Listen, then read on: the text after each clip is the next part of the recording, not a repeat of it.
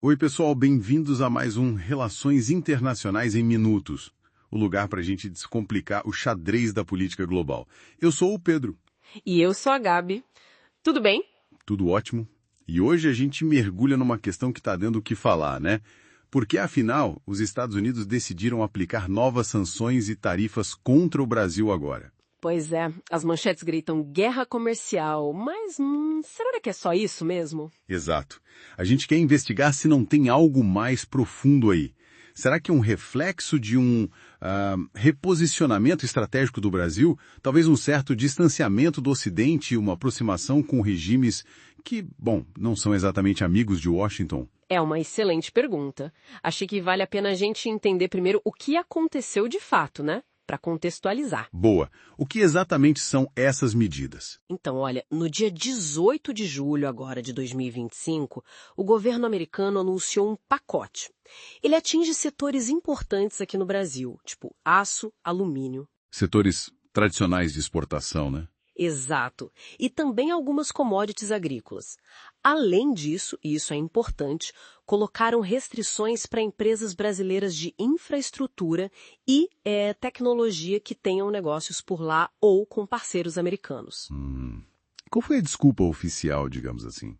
Bom, a justificativa que veio de Washington fala em proteção de interesses comerciais e de segurança nacional. Aquela linguagem padrão, né? Sei, o tipo de coisa que sempre falam. Pois é, mas quando a gente olha o cenário mais amplo, sabe, parece que vai muito além de só ajustar a balança comercial.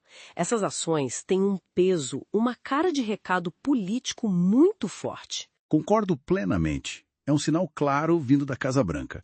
E talvez, pensando bem, não devesse ser uma surpresa tão grande assim para o governo brasileiro, né? Por que você diz isso? Porque, se a gente olhar para os últimos anos, tem vários sinais, várias ações do Brasil que podem ser interpretadas como uma mudança de rumo na política externa.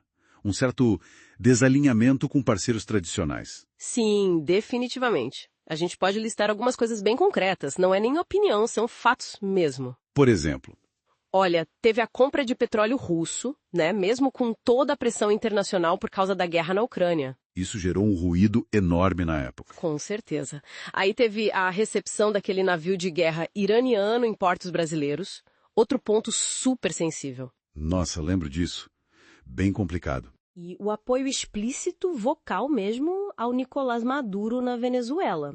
Inclusive com falas sobre reintegrar a Venezuela ao Mercosul, né? É verdade. E teve mais, não foi? Lembro de discursos do presidente Lula questionando a hegemonia do dólar. Isso, exatamente.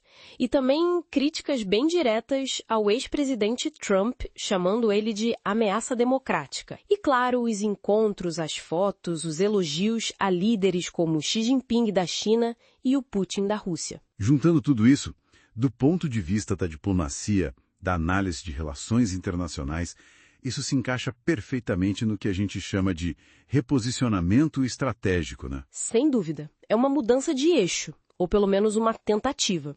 E num cenário global cada vez mais polarizado, com essa tensão eu-China, eu-Rússia, essas escolhas têm consequências. E é aí que eu acho que muita análise na imprensa talvez esteja errando a mão, sabe? Focar só na ideia de, é o Trump sendo protecionista de novo, ou retaliação comercial pura. É uma visão muito economicista, né? Reduz tudo a tarifas e comércio. Exato. Ignora toda essa dinâmica geopolítica, essa coisa do poder, da segurança, dos interesses nacionais que, na verdade, movem muito da política externa. Isso nos leva direto para a escola realista das relações internacionais, né? Perfeito. O realismo ensina que os estados, no fundo, agem motivados por busca de poder, por garantir sua segurança e por defender o que percebem como seus interesses nacionais. É uma lógica mais dura, talvez. E nessa lógica, como os Estados Unidos interpretam essas ações do Brasil que a gente listou? Bom, eles olham para o Brasil, um país enorme e importante na América do Sul, se aproximando ativamente de regimes que eles consideram rivais estratégicos: China, Rússia, Irã, Venezuela. E aí a reação vem. Exato. Nessa ótica, o Brasil se alinhar ou mesmo flertar muito abertamente com esses atores é visto como uma ameaça estratégica.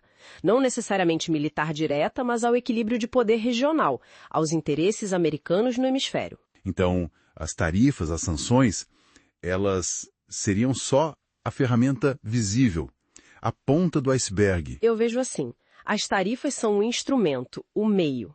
A mensagem de fundo, o recado subjacente é, olha, se você escolher se alinhar aos nossos adversários estratégicos no mundo dividido como o de hoje, vai ter um custo. Você vai pagar um preço. E como você disse antes, essa dinâmica não é nova na nossa região, né? A América Latina tem um histórico longo disso. E, infelizmente, sim. A história está cheia de exemplos de como a proximidade ou o alinhamento com potências extra-hemisféricas gerou reações fortes dos Estados Unidos. E tem outra camada aí, né? Além da geopolítica pura, essa aproximação com regimes como o de Maduro, por exemplo, somada a certas críticas internas sobre a qualidade da democracia, ataques à imprensa, isso também pesa lá fora. Pesa, e muito. Gera uma desconfiança enorme em círculos diplomáticos, mas também entre investidores internacionais. Eles ficam receosos, né? O Brasil sempre foi visto, apesar dos problemas, como uma democracia mais consolidada, um fator de estabilidade na região. E agora essa percepção estaria mudando, com o Brasil adotando posturas ou defendendo regimes que antes ele mesmo criticava. Exatamente. Há uma preocupação de que o país esteja, de certa forma, se assemelhando a alguns vizinhos problemáticos, em vez de ser o contraponto estável. Dando esse movimento?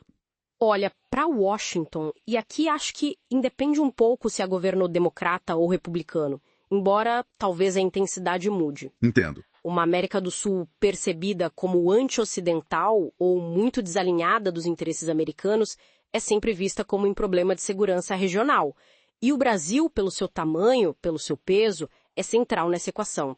Se o Brasil vira, a percepção é que a região toda pode ir junto. Faz todo sentido. O Brasil não é um ator qualquer no hemisfério sul, né? De jeito nenhum. É o maior país da América do Sul, fronteiras imensas com quase todo o mundo, tem a maior economia, a maior população, uma base industrial ainda relevante, capacidade de projetar influência. A posição do Brasil é estratégica demais. E sendo assim tão estratégico para Washington, talvez não haja muito espaço para neutralidade nesse jogo global, polarizado.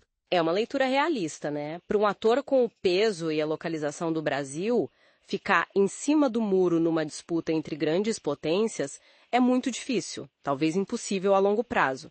A perspectiva americana provavelmente é, ou você é um parceiro estratégico alinhado, ou corre o risco de ser visto como, no mínimo, um problema, talvez até um adversário em potencial.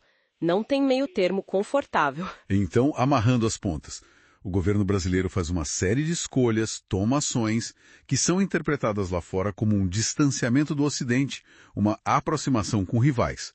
E aí vem a resposta de Washington. Uma resposta dura, com sanções, mas que, dentro dessa lógica realista que a gente está discutindo, é até coerente, previsível. Exatamente. É quase um manual de realismo político. Pensadores como Mearsheimer, Morgenthau, Waltz, Aron, todos eles, de formas diferentes, falam sobre isso. Em tempos de competição acirrada entre grandes potências, as potências médias, como o Brasil, sentem a pressão para escolher um lado, ou pelo menos para não antagonizar demais a potência dominante regional. Então, surpreender-se com a reação americana depois de o Brasil se aproximar tanto de China, Rússia e Irã seria um pouco ingênuo. Do ponto de vista da teoria realista, sim. Seria esperado algum tipo de reação, algum tipo de custo imposto. A intensidade e a forma podem variar, mas a reação em si não. E é importante frisar que essa reação, dentro dessa visão, não seria um capricho pessoal do líder A ou B nos Estados Unidos. Não mesmo. Seria a aplicação de uma lógica de Estado. Conter ou equilibrar quem parece estar desafiando seus interesses ou o equilíbrio de poder na sua vizinhança estratégica.